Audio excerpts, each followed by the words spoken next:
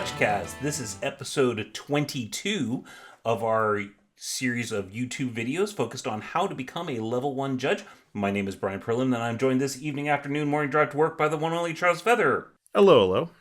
And the one and only Marco Sanchez. Hello, everybody. So let's start once again by giving a shout out to our sponsor. This episode and series is sponsored by Judge Foundry.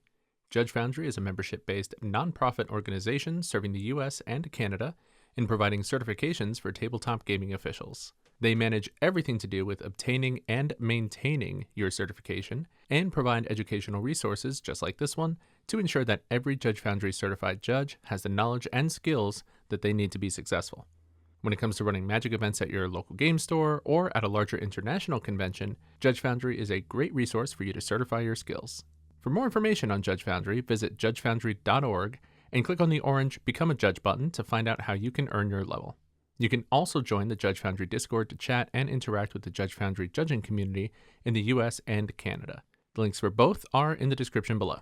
In this episode, we're going to continue our discussion of common tournament rules. Be sure to check out our previous video for the full context. Now, we won't cover every corner case in depth. Our goal is to educate but not overwhelm.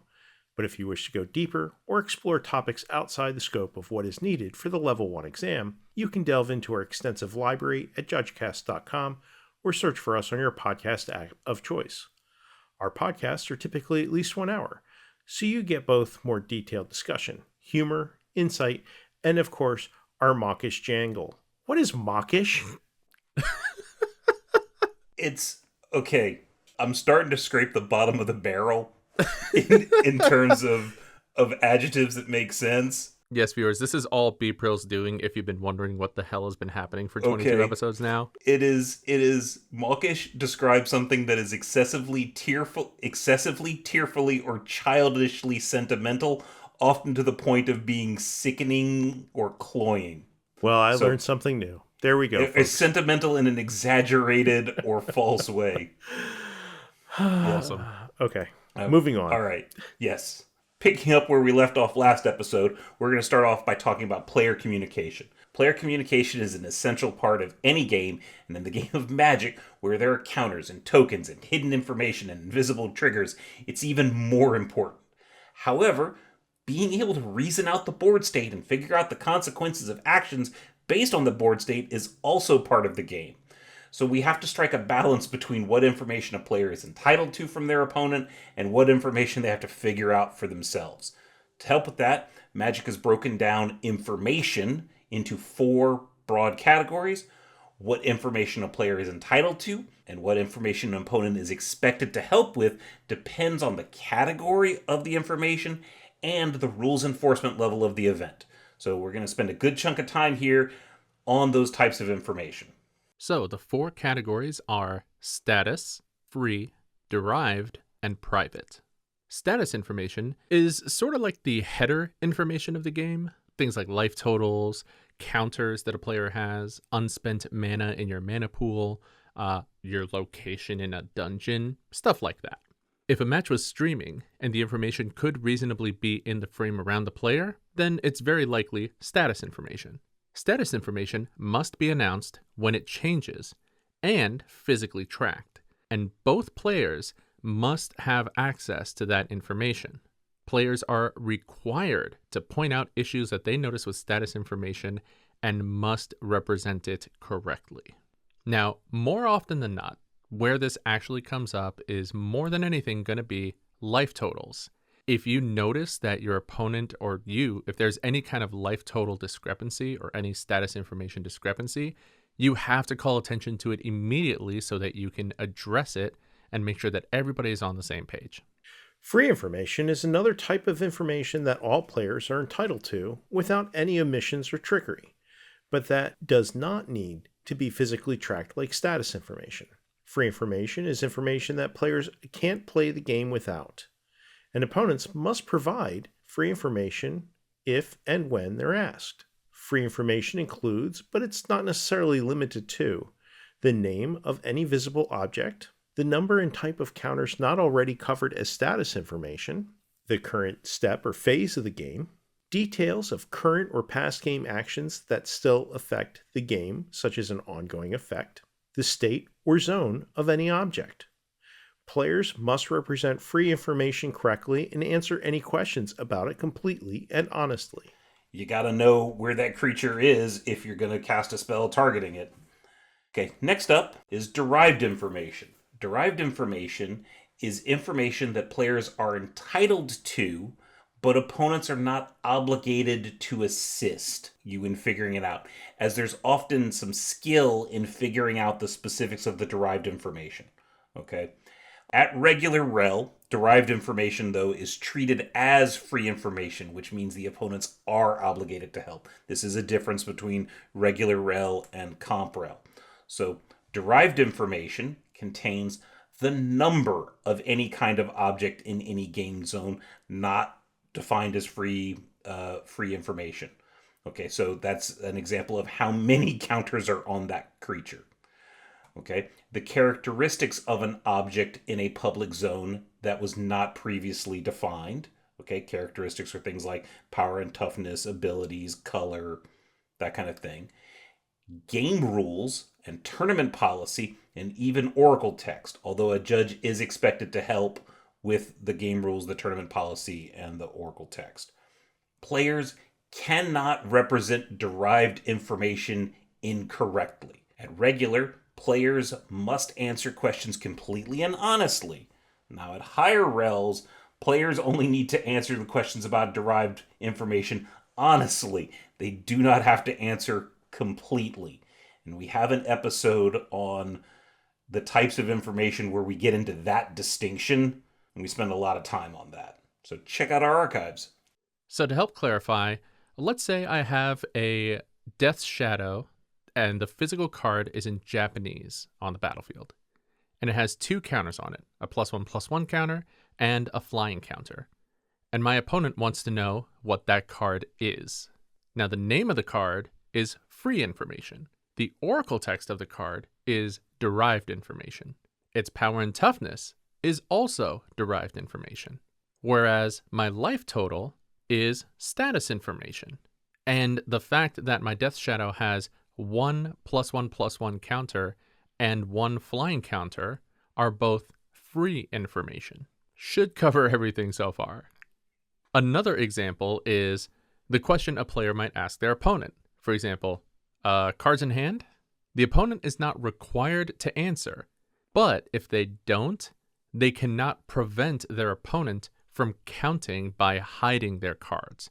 So oftentimes it's just easier to answer and volunteer that information than to make the player count, because they can access that information. You just have to make them work a little harder for it. And at that point, what's the point? The last category is private information. Private information is anything that's not status, free, or derived. What cards are in your hand, or what cards you put on the bottom of your library with a scry, or what cards are in your deck are examples of private information. Players can lie to each other all they want to about private information, just not to a judge. Judges can help players figure out status and free information, but need to avoid helping with derived information about a game state. Again, for a much longer and detailed discussion on types of information, check out our podcast episode 315. Tournament shortcuts are another bit of human interaction. This is where a player or players skip parts of the technical play sequence. So shortcuts are very important to smooth play. Imagine a turn where you want to draw a card and then tell your opponent to go, but you had to announce every single priority pass and announce every single step and phase transition and announce whether or not you intend to go into combat or not. It's miserable. Shortcuts is what allows us to do that. There are some codified tournament shortcuts listed in the MTR, and while I would really like to send you to our podcast episode to listen to us go on and on about detail about every single one, I realize that it's been a while since we've done a refresher on the shortcuts, so that's probably going to be an episode coming up in the near future. But shortcuts as a whole cover things like draw, go. Hey y'all, Marcos from the future here. So it turns out we were so inspired by the lack of recent episodes about tournament shortcuts that we recorded one immediately after working on this episode. So now you can find this episode, number 367, Tournament Shortcuts, on the official podcast. But players are allowed to create shortcuts outside of the ones that are listed in the communications section of the MTR. They can just do this by explaining what they're doing and where the game state will end up. A player can interrupt a shortcut by explaining where in the shortcut they would like to interrupt it. But as long as you can see that bright clear line from point A to point Z, you don't have to go through B, C, D, E, F all the way there. The game of Magic has Hang on. So I'm going to jump in front of Charles just a second to discuss out-of-order sequencing. All right? Due to the complexity of a game of Magic, sometimes players will do things out of order, and it's acceptable for players to engage in a block of actions while technically in an incorrect order, allow you to arrive at a legal and clearly understood game state once they're complete. Okay? All the actions have to be legal if they were executed in the correct order, and you can't gain any additional information that you wouldn't have as a result of doing things out of order. And the opponent can still say, whoa, I need you to do that in the right order of things. But, okay, it is entirely allowed to do things out of order as long as it follows and fits within this box of things. The game of Magic has a lot of triggered abilities. If you recall from our rules episode, triggered abilities contain the words when, whenever, or at. Not if, not as, but when, whenever, or at. Players are expected to remember their own triggers. Intentionally ignoring them is cheating. However, opponents are not required to point out triggered abilities they don't control, but they can mention them if they want them to happen. Typically, triggers are missed when the game has gone past a point where the ability would have an observable impact on the game. How missed triggers are handled depends on the rules enforcement level. Use the jar for regular rel, and the IPG for everything else. This might seem uncool, that someone can just miss their triggers, but there are a lot of triggers in the game, and they are easy to miss. The feel-bads of not getting your triggers often all that's necessary to encourage folks to remember them. All right, so now let's move on to reversing decisions. The MTR calls out a section on reversing decisions. Now, while we expect players to consider all of their options and understand their decisions before they execute them, we do sometimes allow takesy-backsies. A clear example is something like the player puts a swamp onto the battlefield, looks in their hand, and goes, oh wait, that's supposed to be an island, and picks up the swamp, quickly puts it back, and drops an island straight from their hand in as close to one motion as you can get. That's generally okay. What matters here is gaining information. If the player has not gained any information, then the judge can consider allowing the decision to be reversed. Gaining information here is defined as, quote, new information, unquote, not, quote, information they just realized, unquote. Another example might be that the player attacks with a 5-5, then immediately looks over and sees that a 1-1 blocker has Death Touch, and they want to pull that 5-5 back. In this case, you might consider reversing that decision because no new information was gained. That Death Touch creature was on the battlefield before the attack. The, quote, information wasn't really new.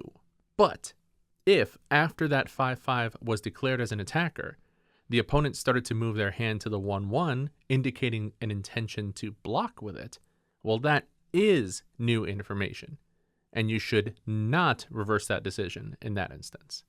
And remember, the default says do not allow players to reverse decisions. So if it's ever on the line, the default should be leave it as it lies. All right. Next up is cheating. Cheating's bad, okay? It's real bad. It's one of the worst things you can do. So cheating in a game of Magic is not just doing something wrong. Doing something wrong unintentionally is just being wrong. Okay, so cheating in Magic requires three things. You are breaking a rule of the game, or letting your opponent break a rule, or lying. Okay, so first off, something has to be wrong. Second, you have to be doing it intentionally. You have to be aware that you're doing the wrong thing. And then third, you have to be doing it for an advantage. If it doesn't have those three things, those three attributes, it's not cheating. Breaking a rule, but not realizing you are breaking a rule, is not cheating. Intending to break Wait, you can't oopsie into a cheat? Nope. In fact, you can intend to break a rule, but you are so bad at the game you are accidentally doing the right thing. That's not cheating either. All right? Sounds weird, but it's true.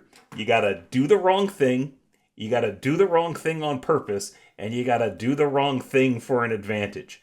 And in all rules enforcement levels, the penalty for cheating is a disqualification. The rules around bribery are both simple and a little complex at the same time. They are simple in a general sense. The decision to drop, concede, or intentional draw cannot be made in exchange for any offer. If there is an if, then we are in bribery territory. If someone says, if you concede, then we are likely in bribery territory. If you We're concede, very likely. yeah. If you concede, then, I'll buy you an ice cream kind of thing. Or I'll scoop to you if you... How wholesome is that? I know that, right? Right? Well, I mean, if you're going to bribe me with something, bribe me with ice cream. I like ice cream. Not money, ice cream. Ice cream. Got it. Yeah. Priorities. Or I'll scoop to you if you is another example. I'll scoop to you if you, give me a ride home. It's the if that's the problem. And it can be explicitly stated or implied. Nudge, nudge, wink, wink. I'm a gentleman. Yeah. Could even in the correct context. Yep. Yeah. Could even be an implied bribe. Where things get complex is that players can agree to split prizes and players can concede at any time. Both things are legal when done separately, but when they are joined together, they become illegal. And players being players are constantly trying to figure out ways to legally link them. And they will ask questions that essentially boil down to, I'm aware I'm not allowed to bribe my opponent, so what can I say or offer them to ensure that I get the outcome that maximizes my value? Remember, players are going to ask these questions, and even where they ask them is important context in the situation. If they ask them in front of their opponent, they're basically asking for the concession with an agreed upon split of some kind. Be careful. Now, as judges or players, you may have heard that at RCQs, players will sometimes split prizes so that one person will get the invite. So they'll do something like winner gets the invite, loser gets all the store credit, and then one person will or scoop, or I get the invite and you get the store credit. This is a very narrow exception to the bribery rules, okay? It is an exception. And I'm going to be clear here. In the last announced round of the single elimination portion of the tournament, that is where the exception is.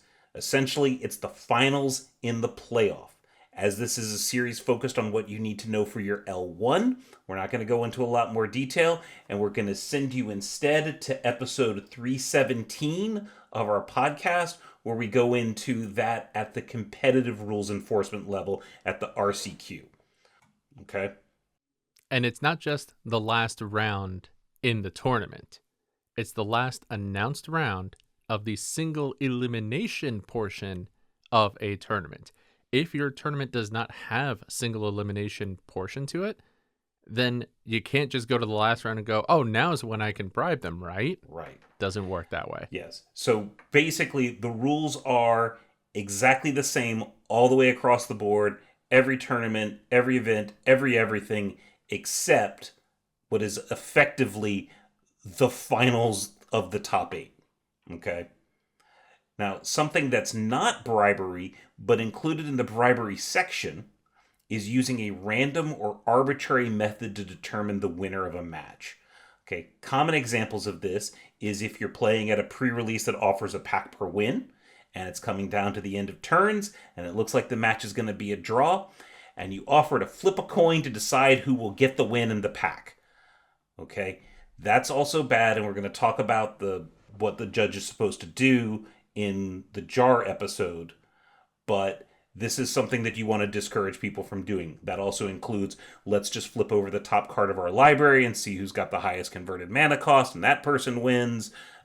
Thumb wrestling, arm wrestling, anything other than playing a game of Magic should not be used to determine the winner of a game of Magic. Now, what is not improperly determining a winner is if you look at the board state and reveal each other's hands and say, well, I would have won in like 2 turns. That's not using any, I don't want to say hidden information, hidden with a lowercase Any h. new information. Yeah, that's not adding any new information you didn't have access to. Right.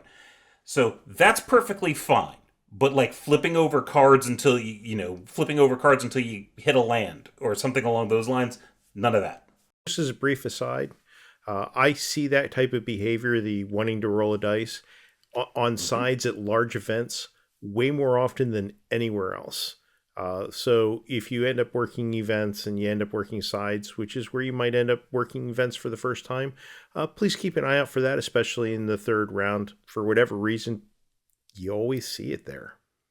All right. Next up, let's talk about wagering. You can't wager or bet on any portion of the game, period. Even things like being a spectator and saying, oh, I bet you $10 that Charles wins this match is not allowed. And yes, we know this is a rule that has been broken on coverage in the past. And yes, that is very, very awkward. But those are the rules. Finally, let's talk briefly about disqualifications. Disqualifications are not really discussed in depth in the MTR beyond mentioning that it's the penalty for cheating. At regular rel, the items that can get you disqualified are called out in the Judging at Regular document. Aggressive violent behavior, slurs, cheating, theft, those kinds of things. Handling a DQ is a bit of an art form, and we are not the legal system. You do not need irrefutable evidence that someone cheated to DQ them. Merely, more likely than not, is sufficient. When you DQ a player, assuming it's not for something like throwing a chair before they storm out, you want to make and collect statements. You need to write down a statement of why you disqualified the person. You also want to give them an opportunity to write down a statement. They can decline to do so. That's their right. But the TO will need to submit the statements with a DQ report to Wizards of the Coast. Players who are DQ'd do not get prizes. However, if they have already been given some or all of the prizes, do not try and claw them back from the player. You cannot take back what was given. We'll also include in the notes a helpful link for submitting DQ reports. All right, and with that, that covers all of our tournament rules that we're going to cover that you need to know for level 1. Once again, we would like to thank Judge Foundry for their support in sponsoring this series for helping you earn your level 1 certification. Make sure to visit judgefoundry.org and click on the orange Become a Judge button to learn how you can join the Magic judging community in the US and Canada and earn your certification with Judge Foundry. Join us next time as we continue our series for earning your level 1 certification and talk about judging at regular. And if you want to reach out to us, we have our own Discord server for judges new and old, fans, and anyone who supports the judging community. The invite link to our Discord is in the description below, as well as our JudgeCast and individual social media links. If you're a fan of our content, make sure to like and subscribe to our channel and ring that bell to be notified of when new videos in this series are posted, or when a new video of our full podcast is released. Make sure to check out our channel's playlist for our complete L1 series, as well as our Learn to Judge playlist with episodes from JudgeCast's history, focused on helping you become a better judge. And as always, you can find everything related to JudgeCast at judgecast.com. With that, I'm Charles Feather, and I keep it fair. I'm Marcos Sanchez, and I keep it fun. I'm Bryan Perlman, and I'd like to talk more about out-of-order sequencing. See, players may not use an opponent's reaction or some portion of an out-of-order sequence to see if they should modify their actions or maybe take additional ones. You can't use it to retroactively take an action that you actually missed at the appropriate time. So